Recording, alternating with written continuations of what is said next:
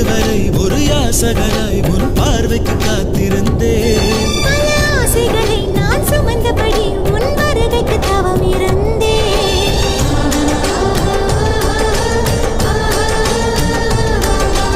தேவதையே உன் தேவை என்ன உடமரங்களை கேட்டுவிடு.